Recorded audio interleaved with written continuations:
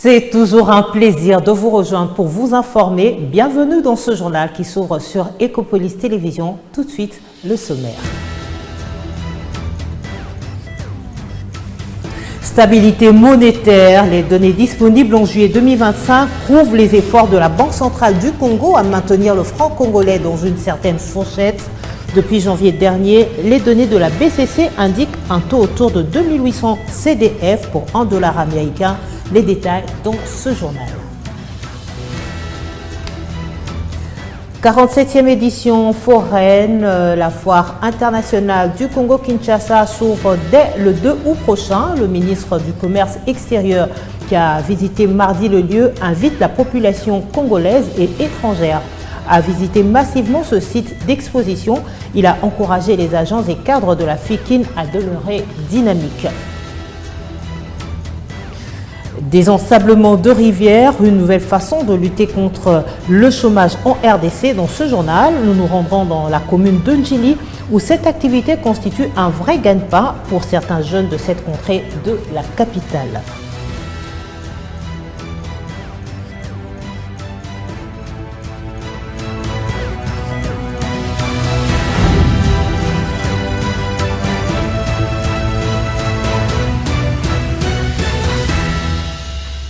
Kinshasa s'apprête à accueillir la 47e édition de la foire internationale Congo-Kinshasa dès le 2 août prochain. L'annonce a été faite mardi 29 juillet par le ministre d'État au commerce extérieur qui a visité le site en aménagement. Foire de la paix et l'unité nationale pour la stabilité des échanges commerciaux, c'est le thème retenu pour cette énième édition dont la clôture est programmée au 2 septembre 2025. Plus de 5 millions de visiteurs sont attendus sur ce lieu d'exposition. Julien Paloukou, qui était accompagné du PCA et directeur général de la FICIN, a également annoncé l'acquisition des terrains dans plusieurs provinces pour organiser des mini-foires régionales. Il est ici au micro de Saturna Djembe. Oui, c'est une descente claire parce que comme vous le savez, le président de la République, son Excellence Félix Antoine Tshisekedi, tient à remettre la RDC sur la scène internationale sur tous les plans. C'est ainsi que vous nous avez vu sillonner le monde entier pour parler de la RDC parce que ceux qui parlaient du Congo, c'était plus les autres. Il fallait que les Congolais commencent à parler de leur pays. Et nous avons participé à toutes les éditions foraines à travers le monde. Maintenant, sa vision, c'est de relancer en fait la RDC sur son activité foraine. Voilà pourquoi il tient à moderniser la foire internationale de Kinshasa. Et depuis que nous sommes au ministère, effectivement, nous avons organisé la première édition qui était la 46e édition. Celle-ci est ma deuxième édition, mais la 47e édition, qui a comme thème principal, en fait, une foire de la paix et de l'unité nationale pour stabiliser, en fait, les échanges commerciaux. Parce qu'on ne peut pas, en fait, stabiliser les échanges commerciaux s'il n'y a pas de paix. Et donc, c'est ça le thème général. Parce que, comme vous le savez, nous vibrons au rythme de l'accord qui a été signé à Washington sous l'initiative du président de la République. Et donc, la paix qu'il est en train de rechercher partout, c'est pour stabiliser les échanges commerciaux que nous sommes en train de promouvoir dans ces pays. Et donc, nous sommes venus faire une évaluation avec le conseil d'administration, la direction générale, pour savoir si réellement nous sommes prêts. Et je voudrais annoncer aux Kinoises et aux Kinois qu'effectivement, la foire internationale de Kinshasa va ouvrir ses portes le 2 août 2025. J'avais dit que nous allons assurer la régularité de l'organisation des foires ou de la FICIN ici, et c'est fait. Mais on ne va pas se limiter à ça. Nous annonçons également que nous avons écrit à toutes les provinces qu'elles puissent disponibiliser des espaces pour qu'il y ait des petites FICIN, si on peut les appeler ainsi, dans chaque province. Pour en fait que chaque province puisse vendre en fait ses opportunités au monde. Et nous sommes heureux d'annoncer que le Congo central a déjà libéré une cinquantaine d'hectares. Le Maniema a déjà libéré 100 hectares. La province du Lualaba est en train de nous libérer aussi, je crois, autour de 50 hectares. Et nous lançons un appel à tous les autres gouverneurs de libérer les espaces pour que la direction générale entame les procédures d'acquisition de ces terrains et surtout des certificats, parce qu'on ne peut pas avoir des terrains sans des titres fonciers. Et donc, dès que nous aurons des titres dans chaque province, ça va nous permettre d'organiser des éditions foraines dans chaque province pour que le monde découvre que la RDC, ce n'est pas la guerre à l'Est, c'est aussi des grandes opportunités que nous avons, que nous devons vendre. Parlons économie dans ce journal avec le franc congolais qui se comporte bien sur le marché des changes depuis des mois. La stabilité du taux de change maintenue à 2800 francs congolais le dollar américain sur le marché parallèle se justifie par les injections ciblées de devises de la Banque centrale du Congo, une ingéniosité qui fait ses preuves. Suivez. Les marchés parallèles restent légèrement plus hauts, avec un écart contenu autour de 2870 à 2080 francs congolais en dollars. Rien d'alarmant, les écarts entre les deux marchés se sont resserrés, signe que les interventions ciblées de la Banque centrale du Congo, notamment par injection de devises, portent leurs fruits. Du côté de l'inflation, les chiffres sont parlants, avec un glissement annuel ramené à 8,39% contre 21,68% un an plus tôt. La pression sur le prix a nettement diminué. Les taux hebdomadaires s'est établi à 0,11% fin juillet, et tandis que la hausse mensuelle tourne autour de 0,52% en recul par rapport à juin 0,60 et mai 0,64%. Cette décélation progressive confirme que le cap budgétaire et monétaire restait ferme. La BCC maintient un taux directeur de 25%, accompagné d'une facilité de prêt fixée à 26%. Des niveaux qui freinent naturellement la distribution des crédits, mais qui protègent l'économie contre une résurgence des tensions inflationnistes. Et pour rappel, ces taux est en place depuis août 2023, une posture assumée pour stabiliser les anticipations. Les réserves internationales, elles, affichent 6,73 milliards de dollars américains début mai, soit l'équivalent de 13 mois d'importation. Un matelas confortable, mais exposé aux aléas du marché minier et aux risques politiques internes. L'équilibre reste fragile, en particulier dans un contexte où l'Est du pays reste instable et les dépenses militaires pèsent lourd sur le budget. Plus de 14% des dépenses urgentes y sont consacrées. Malgré tout, les bilans à mi-parcours restent encourageants. Le franc congolais n'a perdu que 0,32% de sa valeur depuis janvier. L'inflation est sous contrôle. En marge de la journée du 1er août dédiée aux parents, le ministre du Travail et de l'Emploi, Ephraim Akwakwa Nametou, a tenu mardi à informer le monde du travail qu'au terme de l'ordonnance numéro 23/042 du 30 mars 2023 fixant la liste des jours fériés légaux en République démocratique du Congo, la journée du vendredi 1er août est déclarée chômée et payée sur toute l'étendue du territoire national. Ainsi donc, les employeurs sont priés de prendre toute disposition utile quant à ce. Et dans le chapitre de la santé, interdiction formelle d'exposer les malades sur la voie publique en guise de solliciter de l'aide pour leur supposée prise en charge médicale. Dorénavant, les malades doivent être transférés dans les zones de santé pour toute disposition utile. Décision prise par le ministre provincial de la Santé, Patricia Gongo, dans une circulaire publiée le lundi dernier. Les détails dans ce reportage. Depuis un certain temps, il s'observe dans la ville de Kinshasa une pratique de marchandage et commercialisation des malades dans les différentes communes, ronds-points et carrefours, une pratique qui déshonore et porte un discrédit à la dignité humaine conformément à l'article 16 de la Constitution du 18 février 2006, tel que modifié et complété à ce jour. En effet, au vu de préserver le valeur et la dignité humaine et de faire respecter les prescrits de la loi, le ministre provincial de la Santé publique, Hygiène et Prévoyance interdit toute pratique d'exposition des malades dans les lieux publics dans toute l'étendue de la ville-province de Kinshasa. Les malades doivent être transférés dans différentes zones de santé de la ville pour toutes dispositions utiles.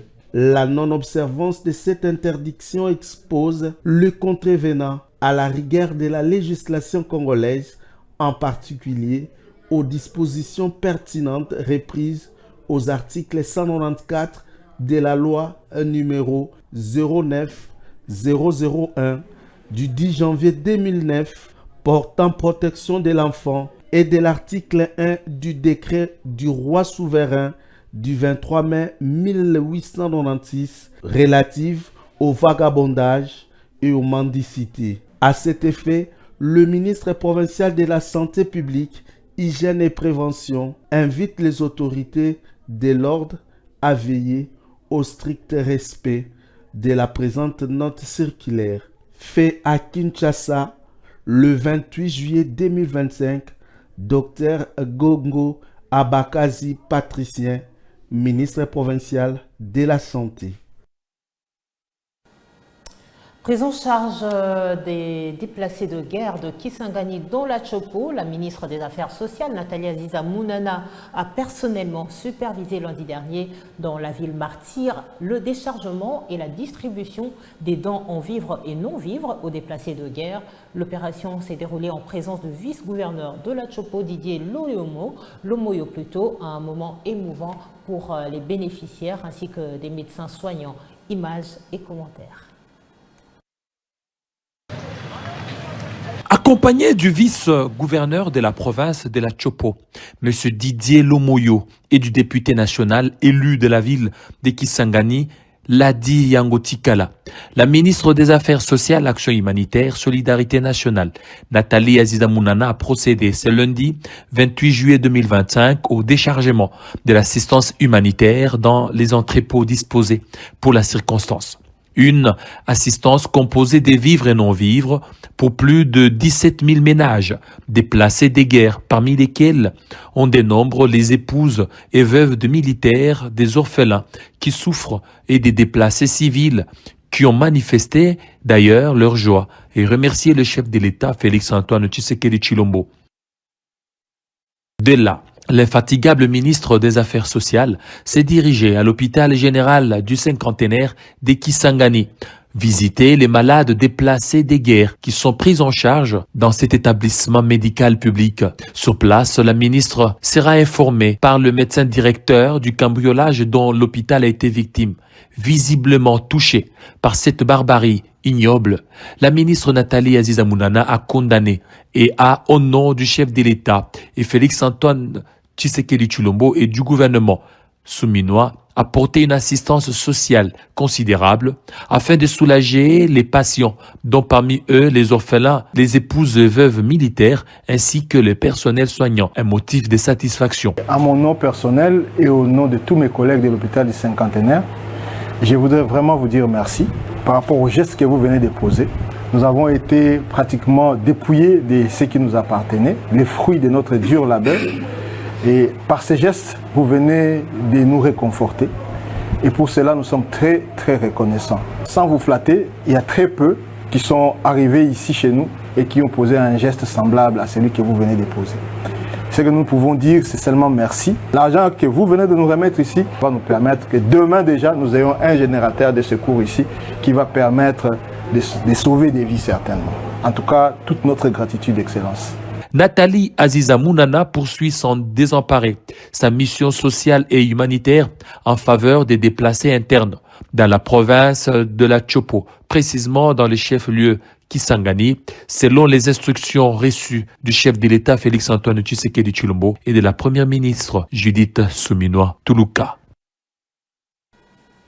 Collaboration entre le ministère de la Justice et les magistrats. Le vice-ministre de la Justice, Samuel Mbemba Kabouya, a visité lundi dernier les locaux des parquets généraux de la ville de Kinshasa. Cette visite fait suite de la réunion tenue le 24 juillet dernier avec les procureurs généraux dans l'optique de mieux palper les conditions de travail des hommes en toge noire et comment porter leur plaidoyer auprès du gouvernement. La question du sous-emploi des magistrats nommés en 2023 par le président de la République, chef de l'État et magistrat suprême Félix Tshisekedi a été évoquée lors de la réunion du 24 juillet 2025 entre le ministre ad intérim de la Justice Samuel Mbemba Kabouya et les procureurs généraux près les cours d'appel de Kinshasa-Gombe et Kinshasa-Matete. À cette occasion, le ministre de la Justice avait promis de visiter les deux districts pour palper du doigt cette réalité avant de faire des propositions à la première ministre Judith Suminwa. Dans cet ordre d'idées, que Maître Samuel Bemba Kabouya a visité les deux parquets de Kinshasa ce lundi 28 juillet 2025 et a promis de s'y investir pour une solution urgente. J'avais promis aux deux procureurs généraux que j'allais descendre sur terrain pour m'enquérir de cela, palper du doigt cette réalité avant de faire des propositions à son Excellence, Madame la Première ministre, chef du gouvernement, Judith Suminwa Tuluka. C'est une problématique dont je considère la solution comme étant urgente.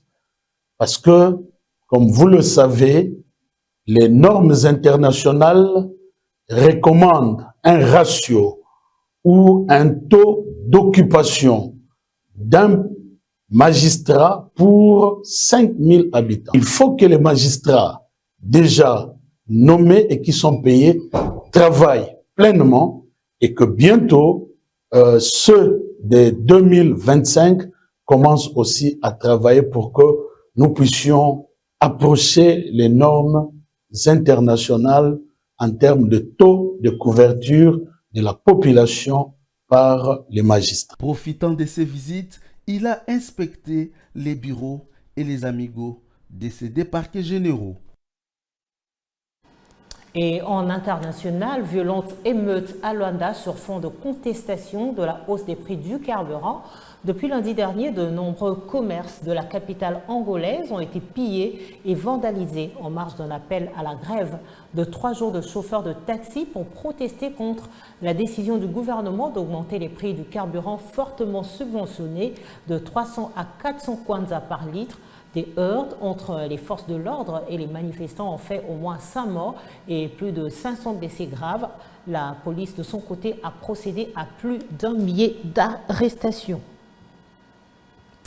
Situation à Luanda en ce 30 juillet 2025, parmi les centres établis hors frontières de la République démocratique du Congo pour l'Exeta 2025 figure également l'Angola. Quel sort pour ces candidats finalistes dans ce contexte d'émeute? Est-ce que la situation est redevenue stable? Nous avons joint un Congolais vivant à Luanda, en Angola, depuis des décennies et qui a requis l'anonymat plutôt. Il nous livre ici les détails de ce soulèvement ainsi que des scènes de pillage. On l'écoute.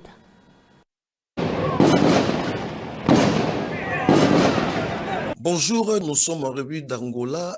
Il y a des choses qui se passent ici vraiment très, très désolantes.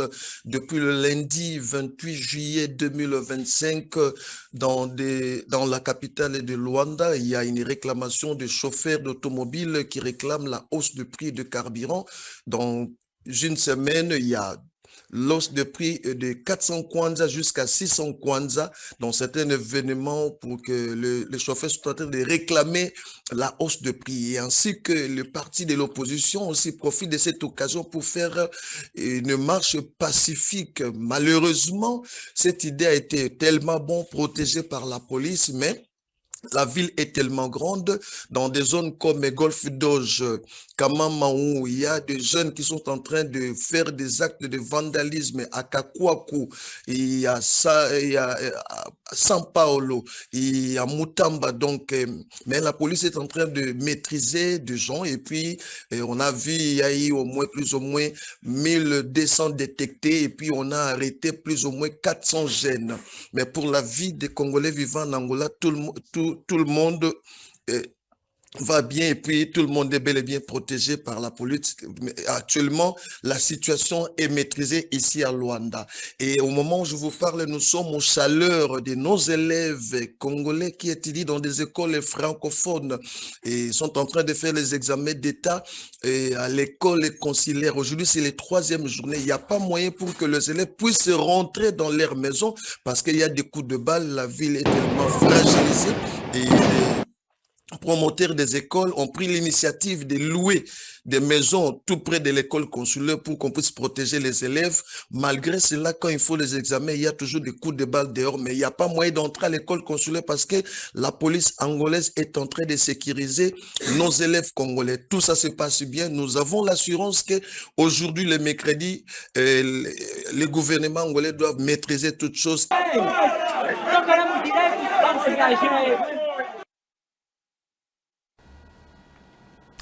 Comment se prendre en charge face au chômage dont le taux est évalué à plus de 80% en République démocratique du Congo selon l'Organisation internationale du travail?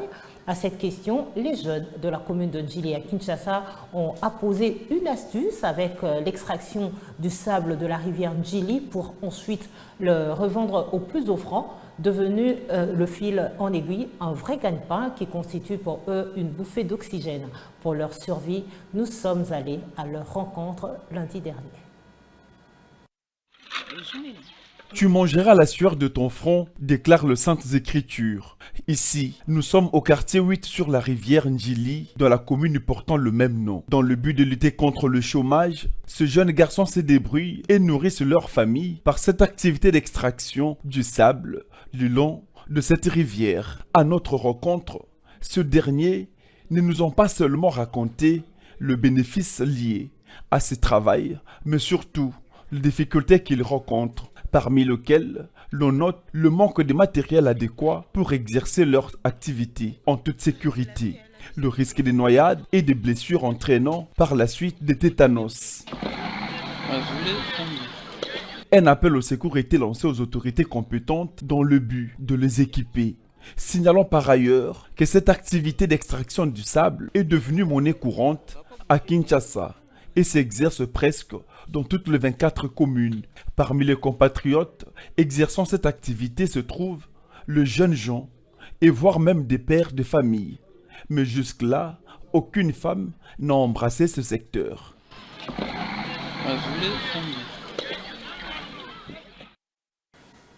Le journal d'Ecopolis touche à sa fin. Belle soirée à tous et à demain pour de nouveaux titres de l'actualité.